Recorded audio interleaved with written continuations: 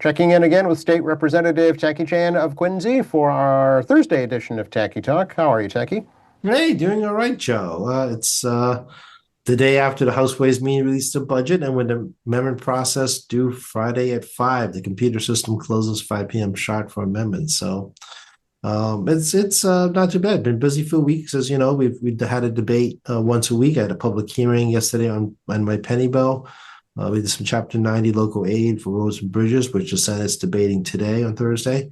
No, things are picking up. I mean, it's a gradual, it's like a roller coaster in this place. There's a gradual rise to the crescendo, and then we're just going to be, running around insane. And then as quickly as it hits the top of the ladder, it drops right off at the end when we slow down activity as we head to August 1st. As you may be aware, if you listen to past broadcasts, that July 31st is the kind of sort of deadline this year for the end of the cycle. So we're looking at essentially just over 3.5 months to try to get everything else out through a session. Although we can still move things in informal session where one person could object once they get out of July 31st. However, the vast majority of us in the building would rather get stuff done before the July 31st deadline. Yep, I took a quick peruse of the proposed House budget, $63.3 billion. Not that far off from the governor's total, actually. No, we're not. We're only $33 million below the governor's recommendation. So that means zero in terms of practical terms. And let's be frank about it. There'll be some amendments done along the way. So the number does bump up ever so slightly. And the Senate will actually have a better projection because tax day was yesterday. So we get about 60+% of our revenues, real money, in April 15th. So when the end of numbers come in on May 1st, 2nd, 3rd, depending on when to get it out, the Senate Ways and Means will always have up on the House regarding a better projection of total numbers for next fiscal cycle, and they'll adjust their budget accordingly. We do have a consensus revenue number on the whole, but the projections can always change a little here, a little there based on the current fiscal year. But I always remind folks, it's still a little curious about how things will play out when October 1 on the big beautiful bill. Obviously, you're aware there's a ballot questions, one of which is reducing the income tax to 4% over 3 years. The projection is that on January 1st, was the first day it goes in effect, when it goes to 4.7 from 5%, it's $800 million revenue loss. That's a significant amount for sure. Yeah. Which is hard to budget in because we don't know what the feds are going to do to us. As we've talked in the past, they're cost shifting their federal program employees onto the state. We're a partner with the federal government implementing those programs. So we expect that to happen. And we don't even know what the mass health impact is. And we're still facing down the ACA expansion reduction. And we addressed that in this year's budget to provide up to 500% federal poverty level to qualify the connector that we have here, which is essentially the ACA. So we're trying to backfill to the best we can some, not all, but some of the federal programs. And some of the other federal things we're probably not going to be able to deal with, but we won't actually know all the impacts because of the regulatory process has to go through. And who knows, maybe there's another federal government shutdown for all we know, which then delays any type of notification to states and implementation. Right. And as in years past, the biggest item in the budget is the mass health budget. I think it was almost $300 million. It's $300. I think you think $300 million increase. It's 30 Increase. billion. Yeah, 30 billion plus dollars. Right. Is the way to look at it. So it's a little tricky number when I say that because the budget is $63 billion, a segment of that, close to $6 billion is actually off the books, meaning it goes to MBTA, it goes to certain debt services, it goes to school building assistance, which is basically debt service. So there's something that's already on the books, but yeah, also things like mass health, which is your Medicare, Medicaid, is basically, to be honest with you, untouchable money. I mean, that's your many of you listening, maybe your health insurance, but most definitely my mom's health insurance. Sure. Yep. Right? Yep. And the population pyramid, as we talked about in the past, is shifting towards you and me, interesting enough, representing a larger part of the population. and we will someday be on mass health, once we hit a certain age, right? We'd be Medicare eligible. And then, the bottom of the pyramid is not as many people. So the rising costs on that end of the budget is pretty substantial. And for those who indulge me, we'll glance through my PowerPoints here. Yeah. See if I have that. If we can Just to put that in perspective, that's almost 50% of the entire state budget. It is. When you throw Yeah. in local aid, which is almost $10 billion, like 9.7 plus, yeah, half the budget, about half the budget is local aid plus mass health. Right. So when people talk about reducing taxes and cutting the budget, it's really on things like your parks and services, certain school programs. I mean, that's where we're heading towards. Unless somebody here would like to advocate for reducing healthcare to your family members or my family members. That's a big part of it. A fair share does not go towards mass health. Fair share can only use on certain education items as well as transportation. So, for example, Yes. we put like a bunch of money back into MBTA, another $400 million to address budget deficits. We also put in, things like community college free tuition program continues on certain persons of eligibility. But we also put in a lot of money into a continuation of universal school and school lunch and breakfast for kids. Yep. I looked at the split. I think it's like 63-36 between education and transportation, something like that. Yeah, I'm sure someone is going to say it's supposed to be 50-50 under the Constitution. We've actually managed to do that a bit via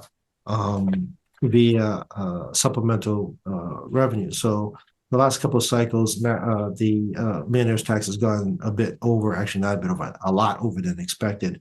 And then we actually shifted it back to close to like 49-51%. You're never going to get 50-50. It's a practical issue. Right. So it's going to be, we expect that maybe we're going to do some shifting around again. Across our fingers, maybe there's a bit of a surplus, maybe. Yeah. Issue. So, but again, it's just those two areas, right? Education, transportation. That's it. Yeah, you're right, and that's a very limited scope. And some of the stuff you can argue is like one-time costs. Right. So things like school transportation, maybe a temporary bump for 1 year, but maybe not next year. Mm-hmm. And we also have actually some issues of money. We're using some money to backfill student reduction enrollment. So one of the unintended consequences, or maybe intended, I can't tell you this, of the ICE rates around the state is that it's caused certain families to not send their kids to school, which actually changes the per pupil budget cost because the kids aren't there, which should have been there. And it really messes up the formula because it takes actual students in class. So you have to put some money in for cities and towns that have been adversely affected by not having kids complete school to ensure they still get their share of the Chapter 70 local aid for education. Oh, interesting. I hadn't heard that. Huh. Yeah, it's going to continue to be that case. So your mass health budget is $22.41 billion. You're right. It's about almost $300 million more, which is $282 million. But if you take all the health and human services, which includes, elder services, workers, nursing facilities, so forth and so forth, it's about $32.2 billion. Okay. So you throw in the nearly $10 billion, 9.7 in local aid, that puts you well over half the budget is composed of two components. That's a big part of it. And you throw in the pension liabilities, the MBTA, and the mass building assistance monies. That comes out to almost $8 billion. Wow. Okay. So it leaves very, very little wiggle room there to play with in the end after those are paid. Yeah, and the state deficit regarding paying bonds off, paying our debt, generally is generally will stay under 5%. Generally, it's 4-3% every year, depending on the size of the budget. Right. So unlike certain organizations, which we will not name on this group, the state actually does a very good job on maintaining debt control. And the rainy day fund continues to be very, very strong. It's over $8 billion, but it is a little bit dipped because we did dedicate some of the interest to the governor's office to match against federal infrastructure projects, which now has been screwed up, as you guys may be very aware, by the federal government, which means that match is a problem. And some of it could be reverting back to the stabilization fund if we're unable to utilize those matches. Okay. All right. So it won't get spent if it's not approved. Yeah, because there's no match. If the Right. feds are restricting their infrastructure money, then we have to match the infrastructure. There is no free lunch except for stimulus money. Gotcha. Except for federal stimulus money. Right. Right. No, I understand. Yeah, if there's no match, then there's no project because you can't pay for it. Yeah, it's a generally between 20 and 25%, depending on the project we're talking about. So, Okay. Okay. when you say federal infrastructure project, yeah, the feds paid a big chunk of it, but we have to match. And if there is no project, there is no match because they won't Hmm. give us the money, then the Hmm. money may go back to stabilization, but we'll kind of wait to see how it goes because everything's in a court right now. Right. Right. Although, as I understand, the Cape Cod Bridge project, that was a Biden administration thing. That's all set.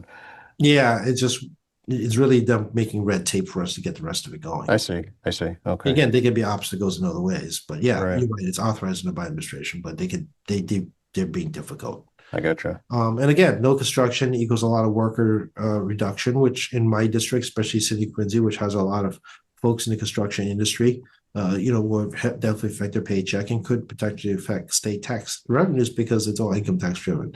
Mm. So if you compound this going to next fiscal cycle, given the enormous economic uncertainty caused by a war in Iran, fuel prices, reduction of federal spending as part of GDP, infrastructure projects not being kicked off the ground by the feds, end of grant monies to biotech industries and higher education. You could see where you have like an awful storm where you have potentially some stagnation or reduction of state income taxes, plus reducing the state income tax by 0.3% starting next year. The $800 shortfall could even be greater. And one of the things about when we have a hard economic times is that human services need more, but we have less money to work with. Right. Yeah. And those areas you mentioned, healthcare, biotech, would have a disproportionate impact on Massachusetts economy for sure. Absolutely. And with the FIFA, the tall ships, and other big events coming to the city of Boston, actually regionally, not just Boston, they need hotel rooms everywhere. Regionally, that may help us out on things like meals taxes. Hmm. But I remind folks, hotel motel taxes goes to cities and towns. We don't see that. Hmm. And we do get some money from rental cars in terms of helping the police academy out of Logan, but the rental tax on cars actually is also tied to cities and towns. Hmm. So there is a lot of municipal benefit regarding these big tourist benefits.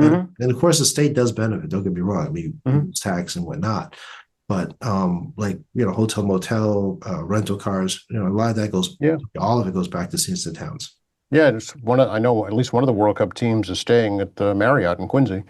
And that's revenue for the city of Quincy. It's not Yeah. revenue for me.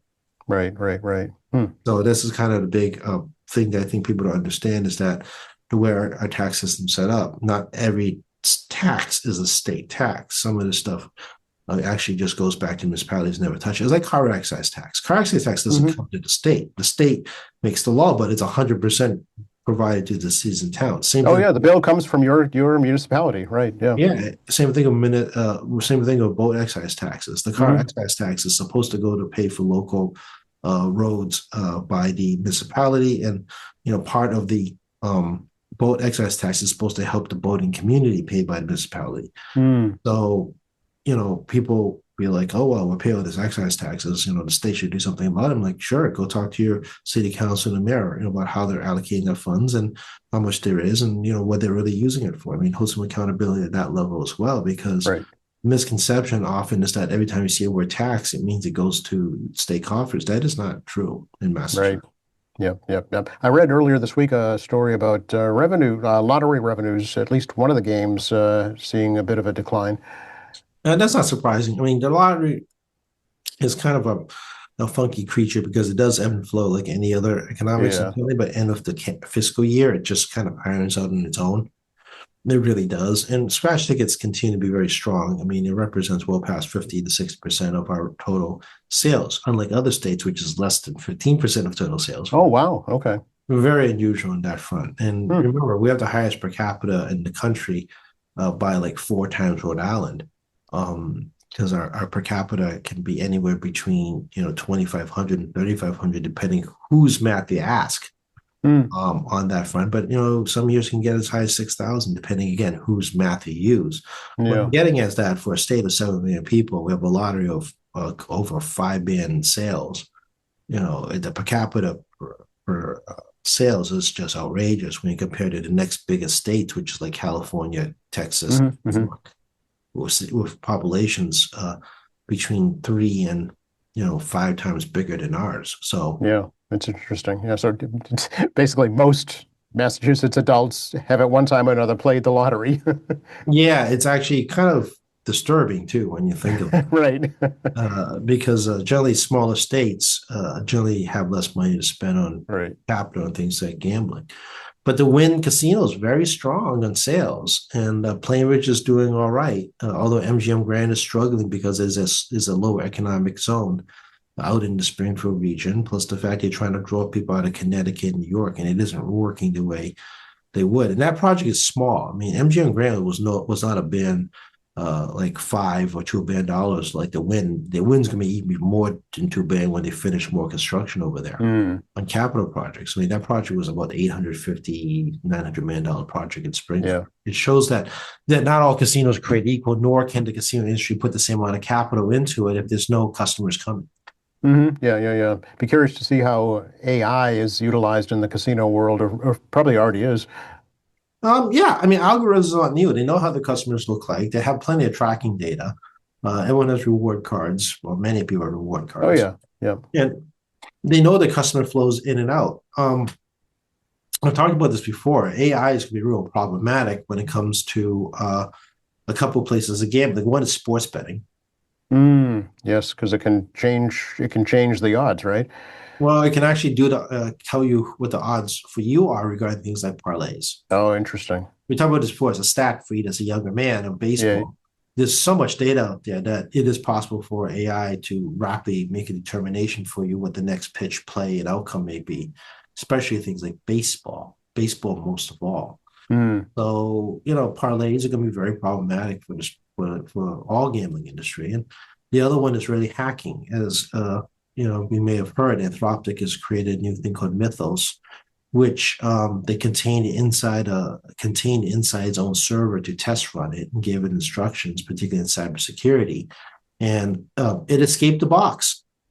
yes. And that's a problem because without a literal box, I mean, it's inside a contained area with its own computer system. And the idea is you test it in a contained space, and if someone got it out, and it actually sent emails taunting the people to give instructions and how to get it back into or contain it again, get ahead of it. And this is very troubling. Why is that a problem for gambling? Well, it's all online. It's all online.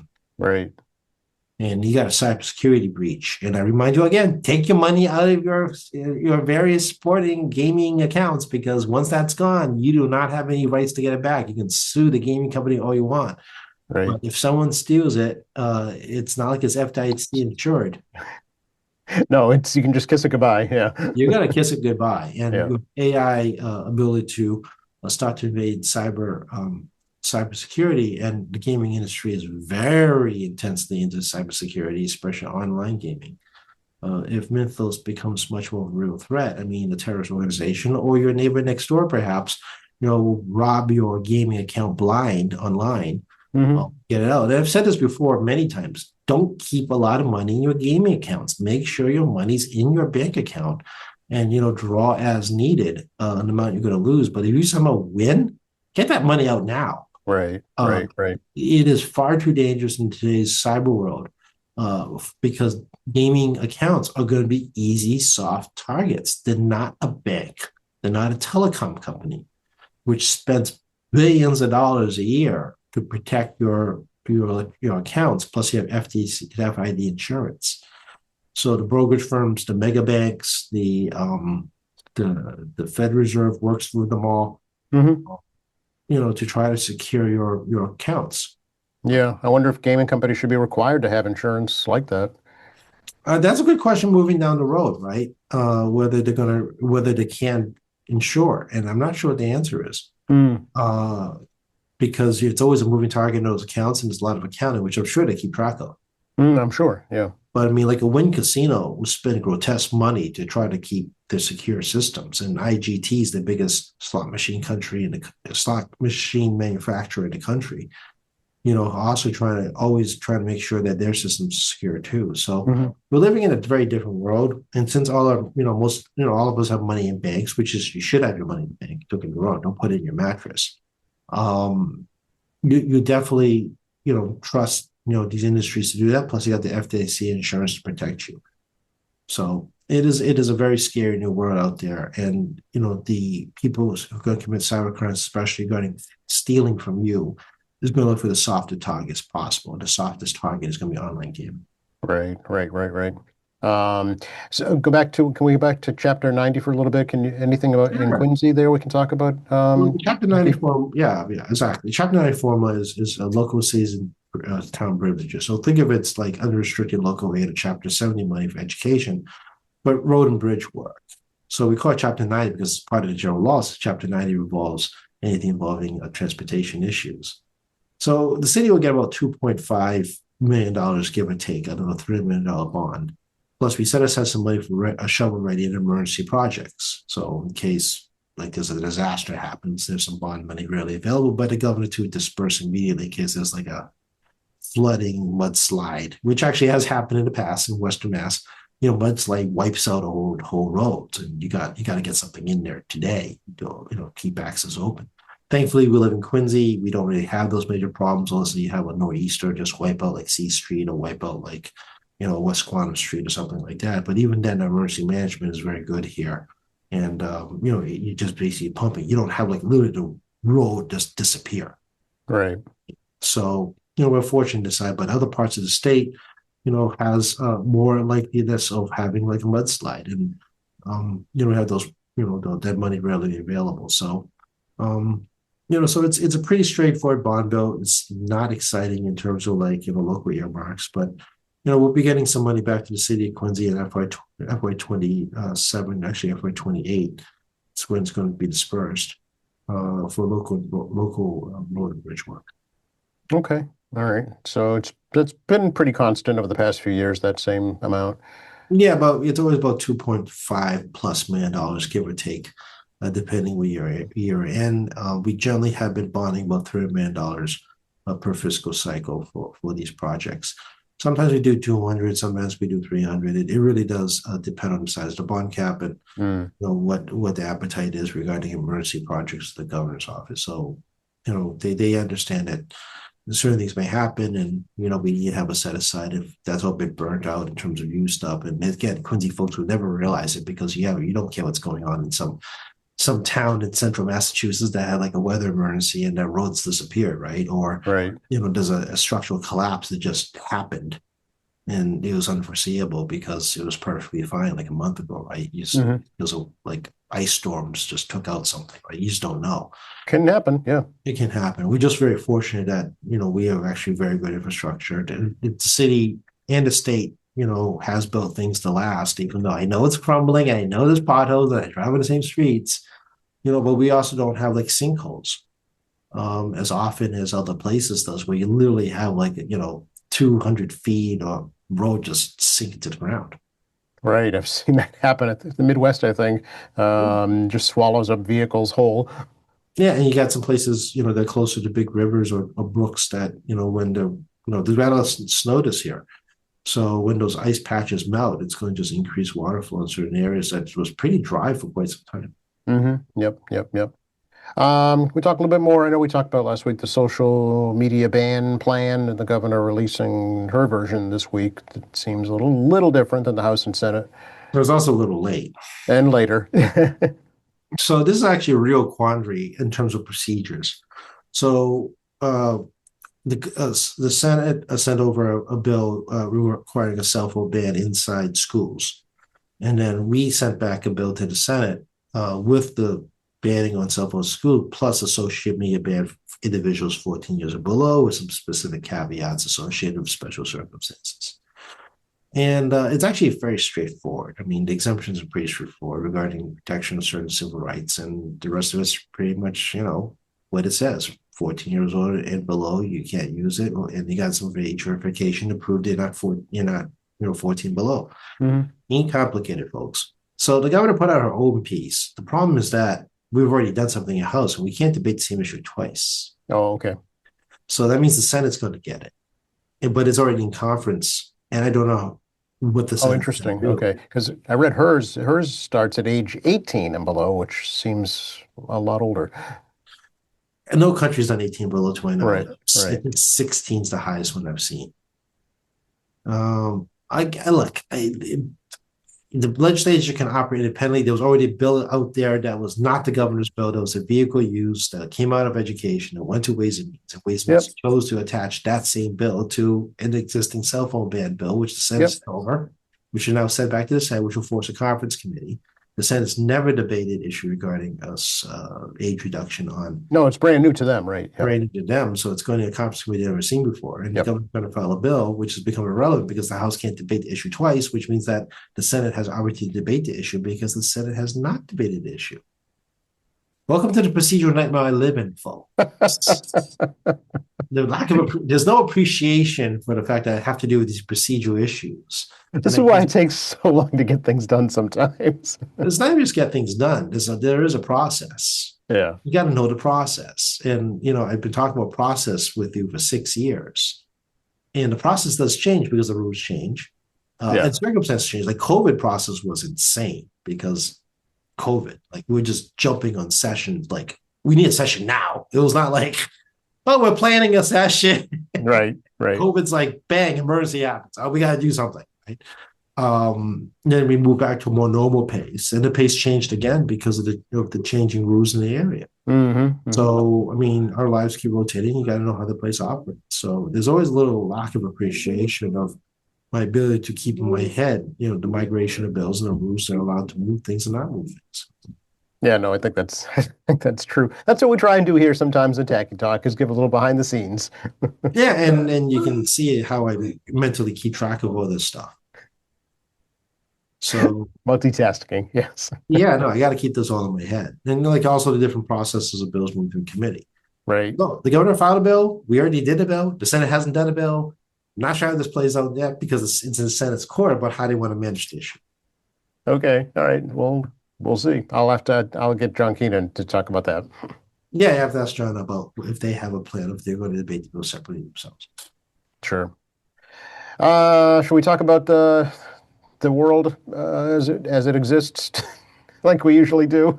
Well, I learned something new yesterday that I was not accurate on. I didn't realize that the farmers in this country did not buy all the fertilizer ahead of the Iran war, which is problematic because obviously the price is going to go up because fertilizer costs has gone berserk expensive all over the world.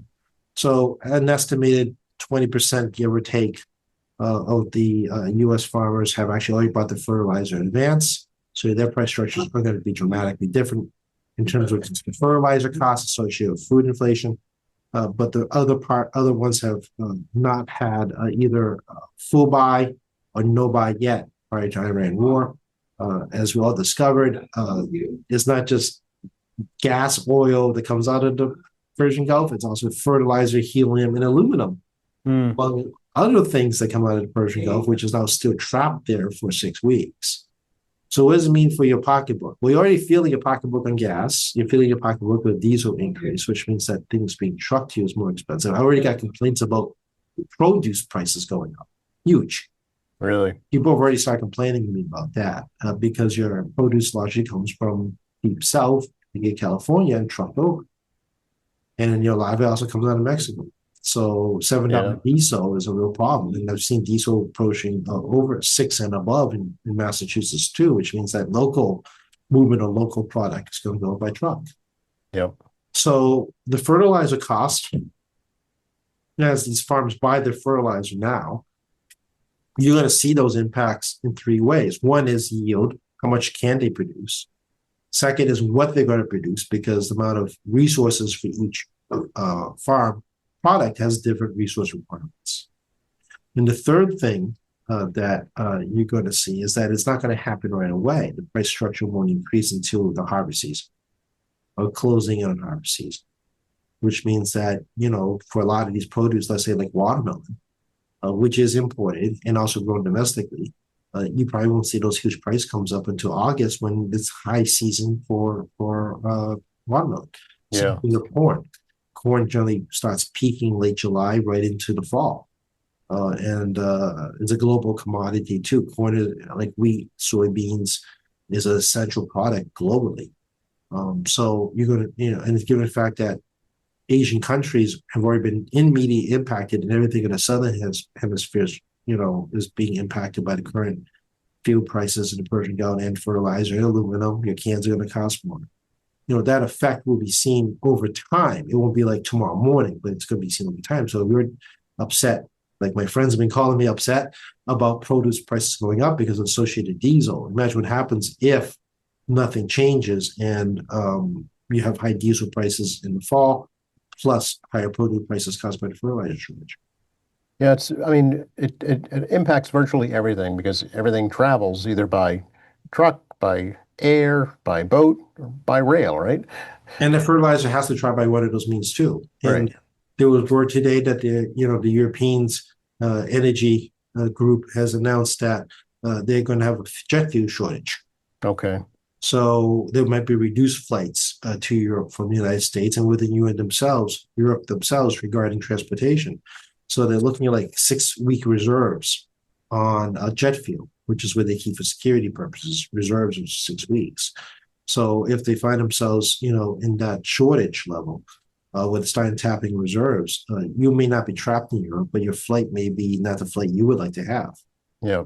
And this also impacts us domestically because not all jet fuel is made in this continent. Contrary to what you hear from Washington, we are self-sufficient in certain ways, but we're part of the global economy in other ways. And jet fuel is an example that we make jet fuel, everyone else makes jet fuel. You need jet fuel in your country of destination because they need jet fuel to send you home from wherever you're going. Right. People are like, oh, well, we make jet fuel. Yes, we do. But, your airline does go to another country if you're traveling, Right. and they need jet fuel in that country so they can send you back. Yes, we can't do any midair refueling on passenger jets. Yeah, it isn't like they bring more fuel to the country of destination so you can use said fuel to bring you home. And I think this is the misconception that DC is putting out there to you and I in the public. Oh, you're not affected. And then we're affected, not just because it's a global economy, but you have to think your through logically how this works. If I'm going to go to England from the United States and there's a jet fuel shortage in England, how am I going to get home from England? By boat. Well, yeah, that's kind of you'll be on a cargo ship with That's minimal right. fuel, right?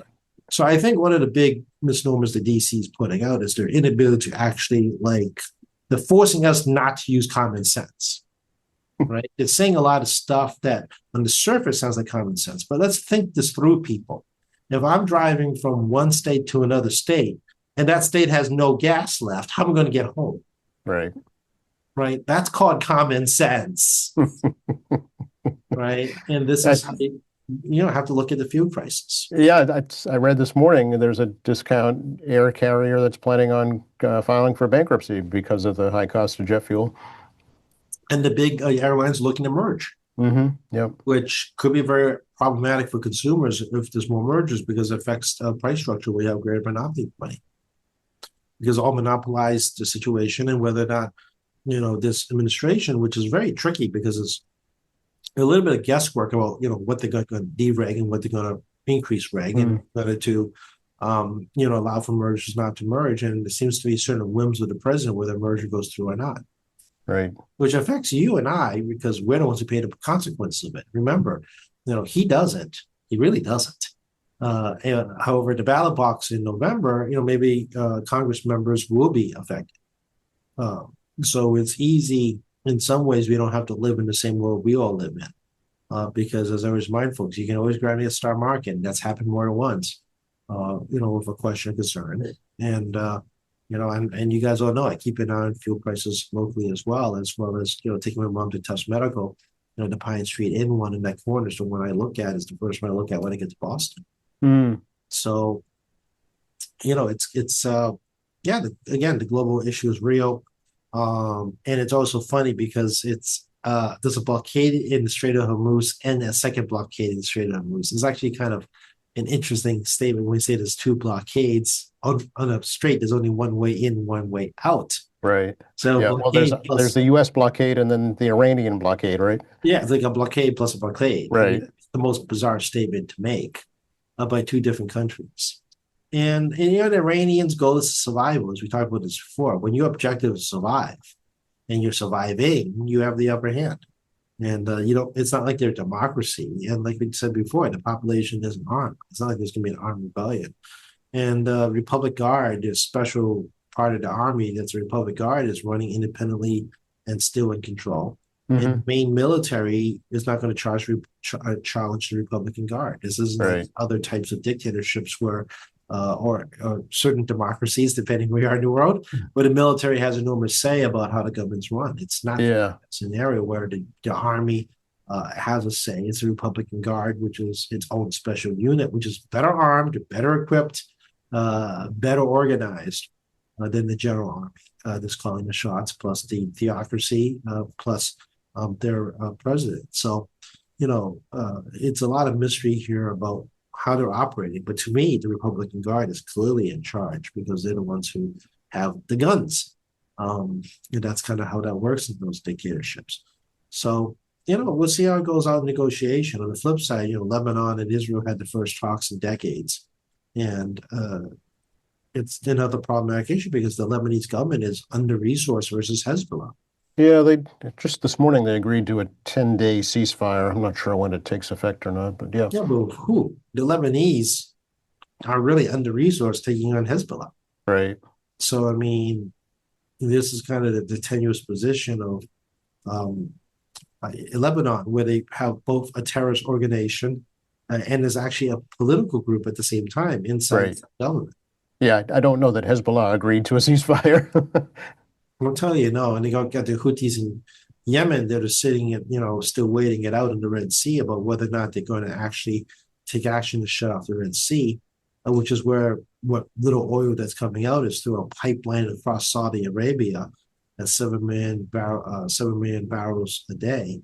And if that pipeline's been hit once, they can be hit a second time. Mm, And it's coming through the Red Sea to come southbound around Africa to get out of there. And if that gets shut off, the global market's going to be triggered again. So the president's obviously now moving from bombing a place to try to do economic strangulation to try to get them to capitulate. And they're also very apart. I mean, the U.S. position is no nuclear weapons, but also no nuclear build out for 20 years, which is actually very similar to the deal that Obama put together regarding 15 years, which, yes. yeah, it's kind of a funny history repeats itself.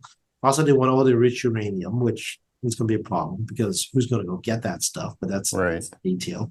And then they want to straight up who's open before they can negotiate any further. Well, the Iranian standpoint is that, well, they got one big bargaining chip. Why would they give it up right away? And I think Yeah. that's the art of negotiation is that if I got one key thing where I'm strangle holding the planet economy and I'm basically strangleholding all of Asia, which is half the world economy, by one straight. I mean, why would I give that up? Right. No, it does seem to be at a stalemate at the moment. Yeah. Yeah, and nuclear power is important to Iran because they don't refine their own oil to use it. They sell everything, and nuclear is crucial because it's not a fossil fuel base. Hmm. Allows them to generate electricity while selling the more precious product out of the country. Right. So people would think that these oil creation states, oil states are creating refineries local use. They do. With things like gasoline, you do government subsidized gasoline, for example. But I mean, it's actually more valuable for them to sell it and keep it. Yeah, Similar to this country. yeah, yeah. Hmm. When you're in a disadvantaged economic position, you sell your most valuable product. That's why nuclear is important to those countries because it allows them to produce the most valuable product while maintaining electrical grid. Mm. But again, the potential byproduct of nuclear reactors is enriched uranium, which creates a bomb, and no one Hmm. wants Iran to do that because you all know we have no sympathy whatsoever for the Ayatollah or the democracy that basically murders their own people by the tens of thousands, and government positions to blow up the United States and the Western world. I mean, no sympathy for them. But also the political and economic reality is they do actually control a significant part of the world economy. Mm. We feel those impacts here. Stay tuned, as they say.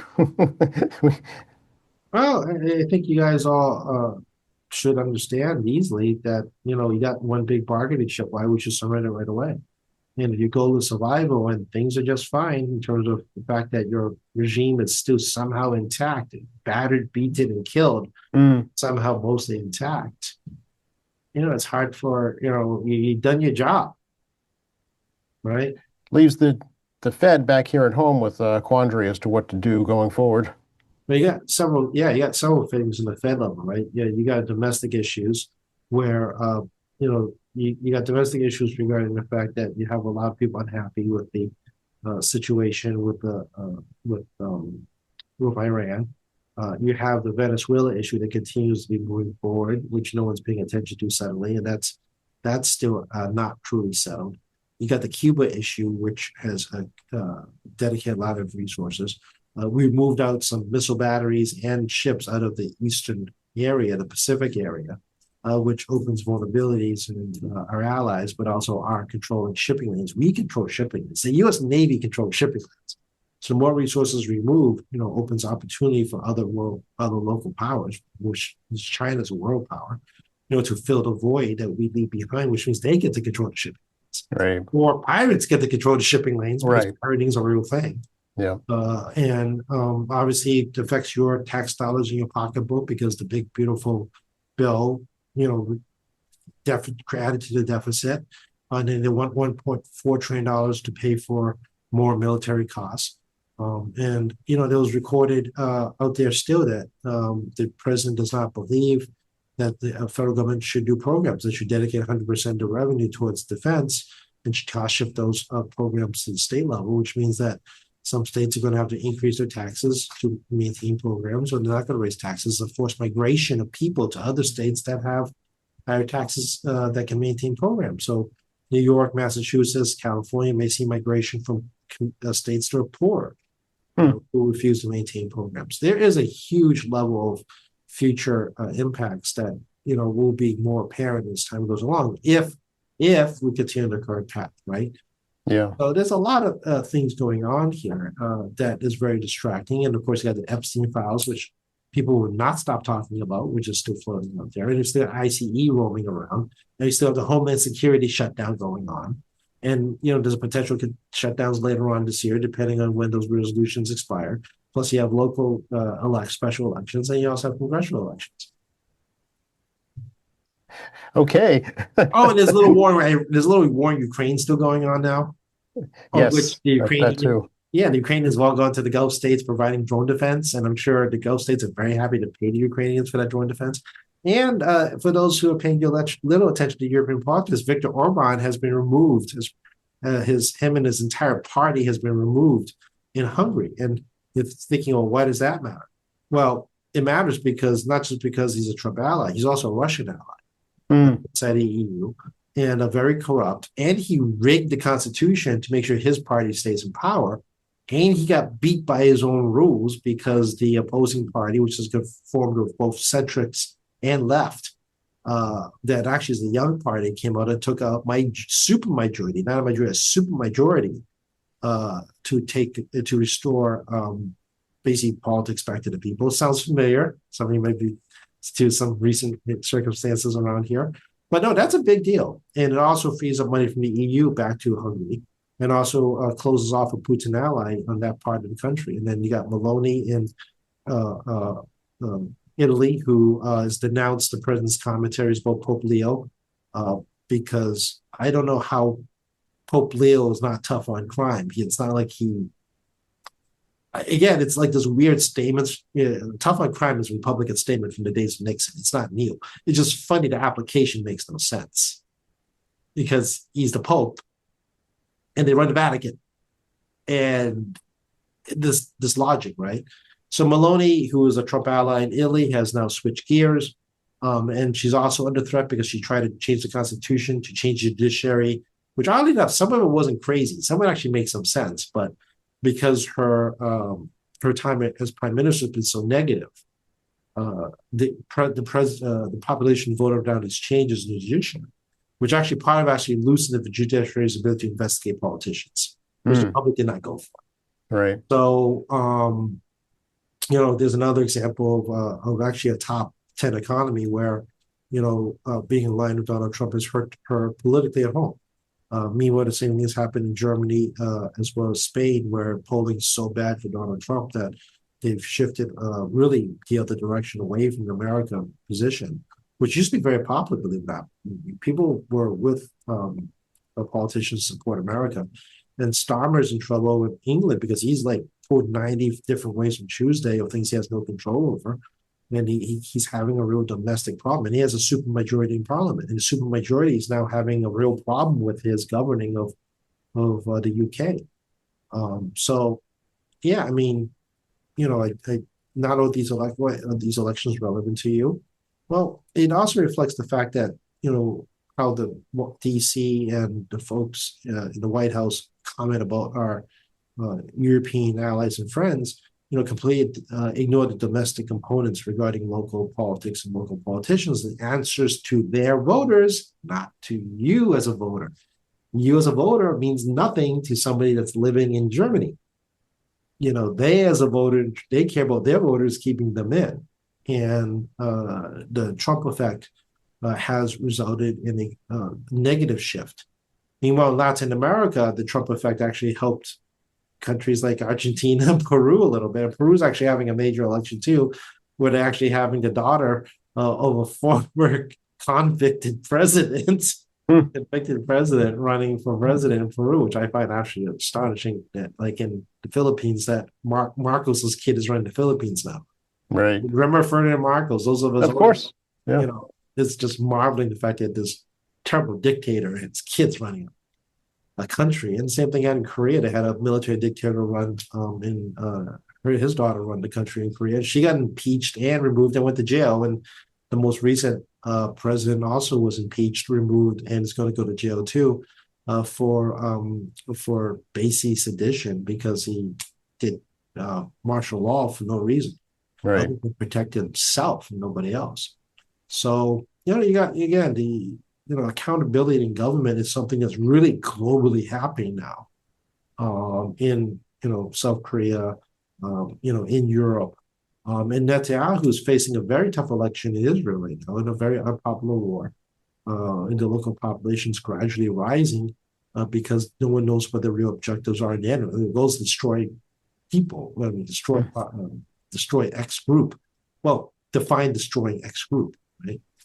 And Netanyahu is going to face a very tough re-election in his coalition government coming up as well. So, yeah, there's a lot going on in elections, and local politicians in other countries are taking advantage of the Trump effect to win elections fast. Mm-hmm, mm-hmm, mm-hmm.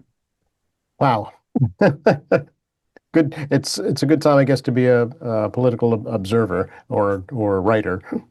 Well, and people also keep thinking NATO's like an extension of the U.S. military. That's a myth that Trump likes to put out there. They're independent running militaries that work in a coalition for self-defense.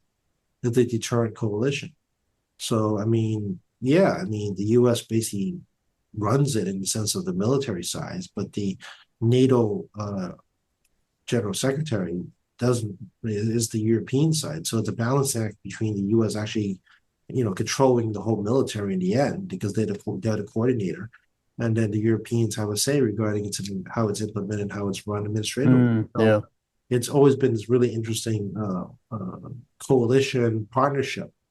The myth is that it's unilateral on the European side and unilateral on the American side. It's not. It only works because it's a partnership, not a unilateral. And the president keeps putting this myth out there to the public. It's a unilateral entity. It's not. It can't function as a unilateral entity. So, and like I said, the French were correct, and as well as the other countries. Like, what's one or two frigates from Europe mean to the biggest navy in the world? Where again, all the ships combined the U.S. has, and you look at the G8 countries, the biggest economies on the planet. We have more firepower in the ocean, all of them combined by a lot. So, if you're sitting here thinking that, they're not being helpful, well, they're not going to add any benefit anyway. All we can do is control what we can do here in our own little world here in Quincy. Well, I mean, in my world, we're doing budget amendments. Next week, I'll review people's asks for budget amendment co-sponsoring. So it's a quiet week.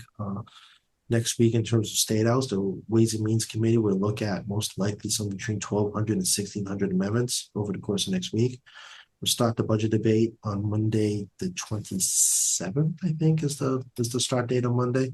That's a Monday, yep. We'll be debating a minimum 3 days, maybe 4, going into May. Generally, the week after the budget, it's fairly quiet, but we're actually trying to get a lot of stuff done right now. So we may, 50, I would say it's a 50% chance we'll be debating the week of May 7th.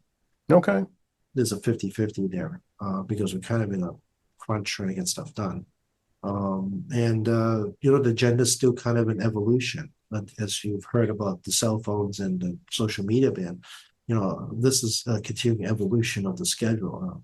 It's very different from past years where we said, these are our priorities. We're going to move. Hmm. I can talk about healthcare. We're going to probably we did an energy bill. I mean, we have some mainstay stuff that we'll continue to talk about, but I mean, in terms of the agenda items, it's going to continue to evolve between the House, Senate, and governor, and a large part of it's contingent on what the federal government does Right, right, right, or not do, depending on what right, situation and what they were in.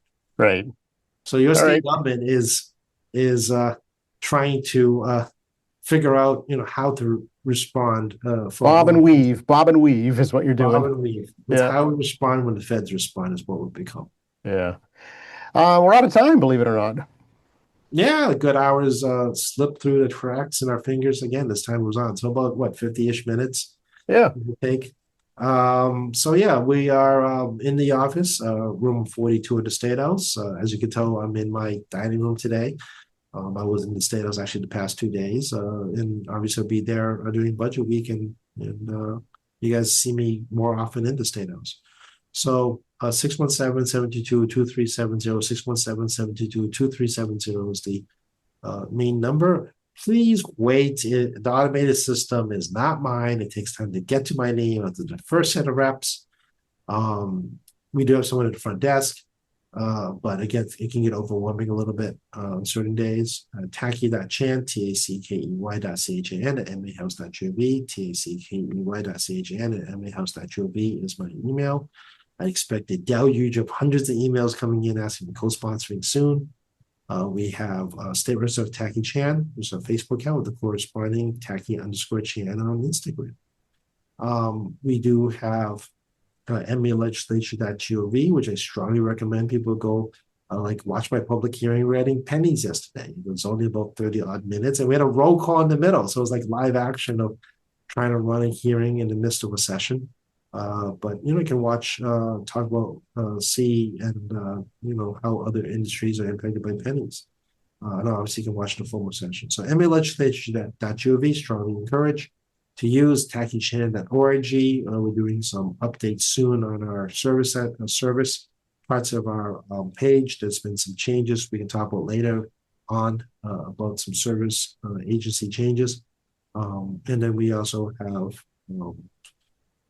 Joe here that we talk about once every week or so. And of course, QATV at QATV.org, QATV at QATV.org. Please send Joe an email if you want to talk about other stuff. Think about anything. You want to talk about cooking, you want to talk about fashion, you want to talk about movies. We bring a topic up to Joe. He'll be happy to talk about something. It doesn't have to be about politics. That's right. Yeah, we're open here. That's absolutely true. We're unscripted. Yeah, you could, talk about the academies. I don't know, whatever. You may want to hear me talk about something different. I think Joe and I would be happy to change topics around. Absolutely. Yeah, we're open here for sure. So, all right. Look forward to that. Thanks, Tacky. Thank you, Joe.